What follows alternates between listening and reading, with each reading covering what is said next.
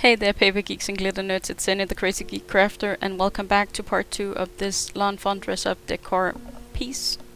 Now we're gonna make the fence that I'm gonna glue all these characters to, and it's gonna be quite easy for me at least. I don't have the dies, I never bought them, and I wanted something really long, so I designed a fence in my, it's called Canvas, the program for scanning cuts, and I made 4 of them to make a good thick sturdy piece. So here I peel them off, and I'm gonna glue them together.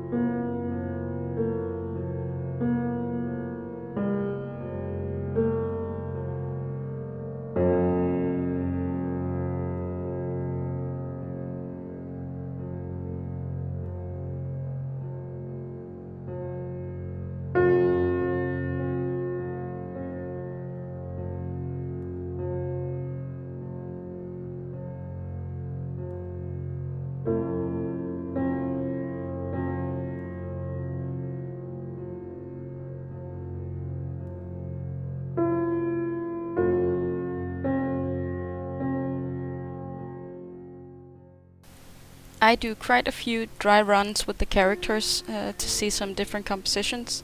I wanted them to hold hands, the small ones and the big ones. Lawn Fawn characters have a tendency to have their arms out to the sides, so it was a perfect solution to make them look less weird, to make them hold hands.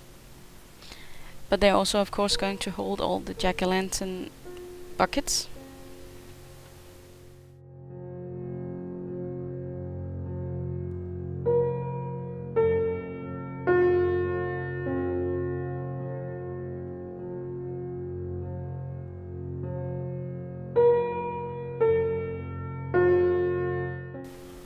As usual, I'm gonna hide the core of the paper with a black pen, a memento marker in this case. In any case, actually, I always use this one. It's tedious with all these tiny lanterns, but I think the overall look of things is so much improved by this process.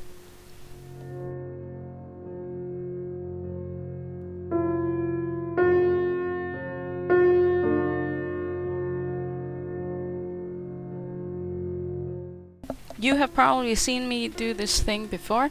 I put a piece of tape, in this case it's red tape, on the back of the object that I need a string on to secure the string. So now I'm just gonna cut all these tiny pieces of tape.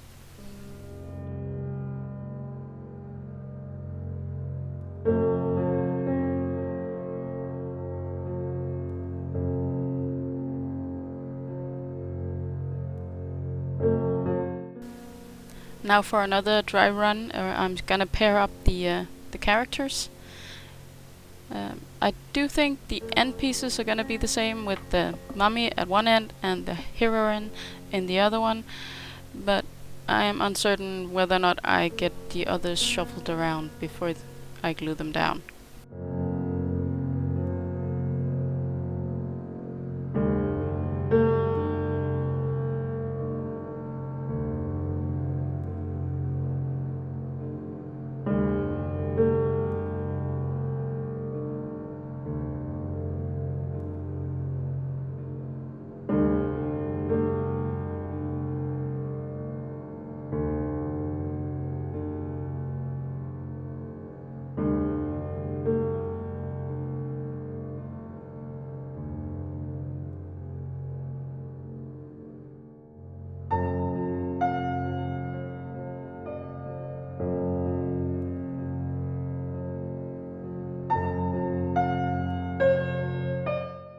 I have again forgotten to zoom in and stay in a place where you can see what I'm doing, but this was very tiny work, very fiddly, but this is how I do it. I put on one end of the string, hold down the lantern. I'm gonna do it with a piece of low-tack tape later, so I have more to hold on to, and then press the string into the tape to make sure that it is secure. And I can also use the tape to glue the lantern to the kits later on.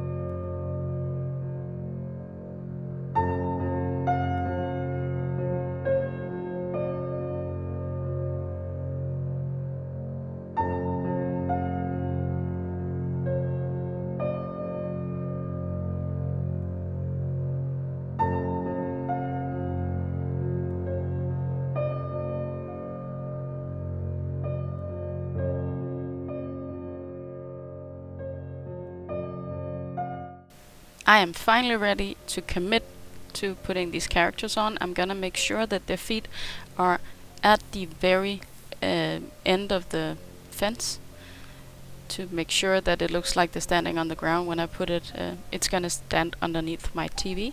That's why I didn't put any trees in the background or anything, because you could do that if you wanted it somewhere else. But underneath the TV, I do not want trees. Too much height.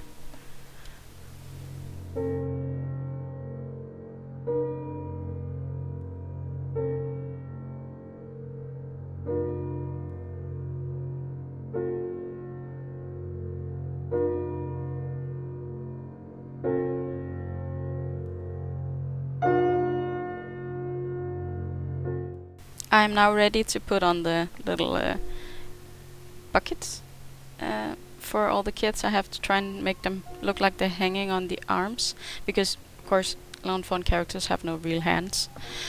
I'm gonna I'm gonna glue the string on with some matte glue from Ranger, and I'm not gonna try and say it because I messed it up like 5 times already.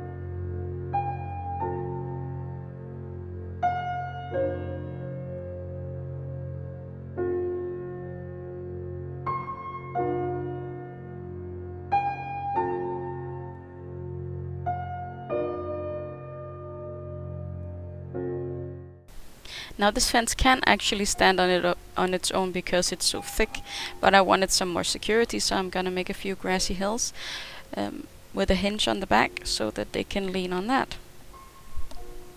Pretty easy. Take some dark cardstock. I'm gonna of course darken it even more to fit the spooky feeling, and for that forest moss is the perfect fit. So die cut it, score it, and then we're gonna distress ink it and then glue it on.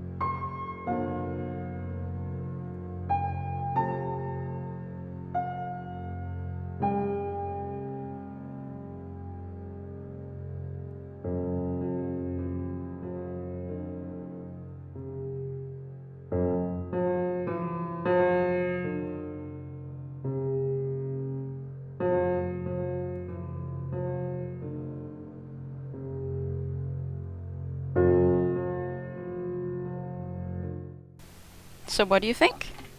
I am really enjoying looking at this. It's so cute. I hope you feel inspired to make something like it or something completely different. No matter what, I hope you'll get crafty for this Halloween.